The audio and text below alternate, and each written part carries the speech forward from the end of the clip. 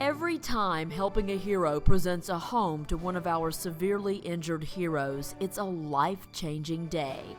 This was especially the case for Marine Sergeant Eddie Wright and his girlfriend Cody. I hope you forgive me for doing this and putting you on the spot, Cody.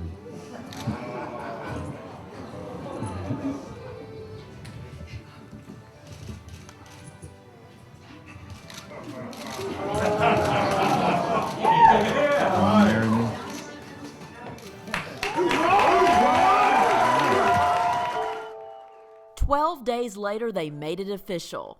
1 year later, they welcomed home little Claire, a baby girl who looks exactly like her Marine daddy. I'm glad that I can give her something like this, a stable place to grow up. When Eddie was a little boy, he dreamed of becoming a Marine. I used to ride my bike with my dad, and he'd be running.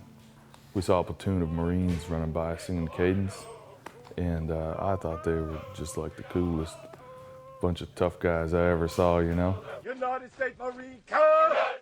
Eddie Wright joined the Marine Corps and was deployed to Iraq to fight the war on terror. During his second tour, insurgents ambushed his convoy. The enemy's machine gun fire was basically just shredding our vehicle and hitting my door, and we weren't in up-armored Humvees at the time. Looked down and saw my left arm because my arm was hurting. It was blown off, completely gone, and looked pretty bad, and I thought, damn.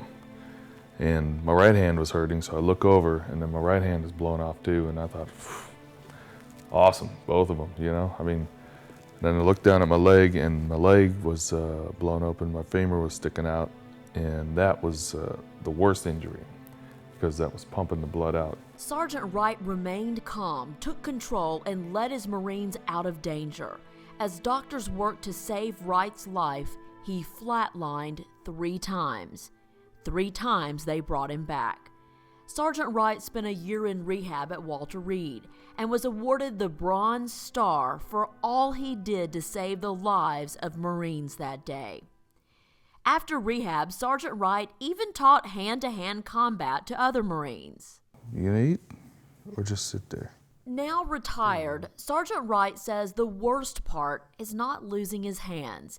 It's losing his dream of being an active Marine. For American war heroes like Sergeant Wright, that loss and the transition back to civilian life are some of the most difficult times. You come out and you had this job that really meant something to you and this purpose in your life, and everything was, basically you've had the carpet ripped out from under your feet, so you're kind of standing there flat-footed like, okay, what next? It took Helping a Hero 3 years to convince Sergeant Wright to apply for a home. You see, these are true heroes, people who worry about others before themselves. After President George H.W. Bush presented the Helping a Hero home to Staff Sergeant Renee Fernandez, the headline read, "Why am I deserving?"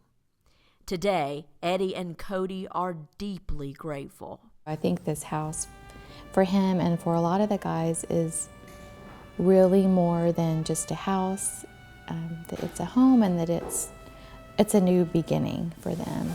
The way Helping a Hero builds homes is a combination of business genius and American heart.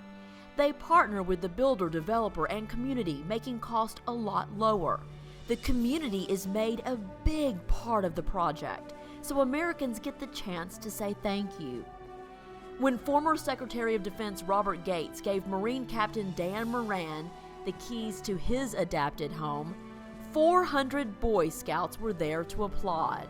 For Marine Sergeant Richard Massimino, 150 kids from Galena Park Independent School District raised $68,000 in 1 month to build his home. Helping a Hero partnered with ABC's Extreme Home Makeover to build then single dad and Marine Staff Sergeant Daniel Gilead and his 4 kids a home. It was not only emotional for Gilead, but for a grateful nation. The show is the highest rated Extreme Home Makeover to date. Helping a Hero is not just building homes, it's building a community of support for these American heroes. Eddie and Cody say moving into their neighborhood was a bit surreal. Yeah, everyone's like, "Hey, Sergeant Wright." And I'm like, "Hi, I don't know you, but howdy, neighbor," you know? So now, I mean, the whole neighborhood, I mean, you go up and down these blocks, everybody, you know, we're always getting stopped and everybody's talking, and it's fun. Each home is adapted for the hero's injuries. Army Sergeant J.D. Williams could not even get his wheelchair through the doorways of his family's home. He just wants to help take care of his 2-year-old daughter. His adapted home from Helping a Hero will allow him to be a dad. Helping a Hero chairman of the board, Meredith Eiler, knows small things matter and personally oversees the adaptations. You have a pretty cool toilet. Yeah, Meredith loves to talk about the toilet. Tells the whole world. She told Governor Perry's wife one day, I'm sitting next to her, and I'm like, oh, great. She's gonna talk about the toilet, you know? The automatic toilet does everything Eddie would have done with his hands. I figured I could learn how to make a bottle. Helping a Hero also designs each home with the hero's lifetime needs in mind. This is my room. Eddie and Cody's home has rooms for 10-year-old Isabel, 5-year-old Keller, baby Claire, and for other future Marines. It's this attention to detail and thoughtfulness in getting these heroes back to life that makes Helping a Hero so unique. By design, Helping a Hero leaves a small mortgage that easily fits the hero's military retirement. Well, I think it's important for a couple reasons. One, because we don't feel like we don't want to be a charity case. That's the last thing I want is charity. If I can pay in my means what I can, then I feel like I'm contributing. You get some self-worth out of that. You know? Today, Wright believes so much in Helping a Hero's mission, he joined the board. He's most proud that the organization has no paid staff. You're not going to pay somebody's big, fat, cushy salary or anything like that. And we're not going to blow money on frivolous things, you know. We have, you know, we have committed volunteers, and that's all we need. Helping a Hero allows patriotic Americans to say thank you in a tangible way with their finances and their time. And as I look out in this room, you can be rest assured that the legacy of everyone who was involved in making this home a reality, you're going to receive a return on your investment. That's how I see it. I see it as an investment. You made an investment in me. You made an investment in these other wounded warriors. You made an investment in my children.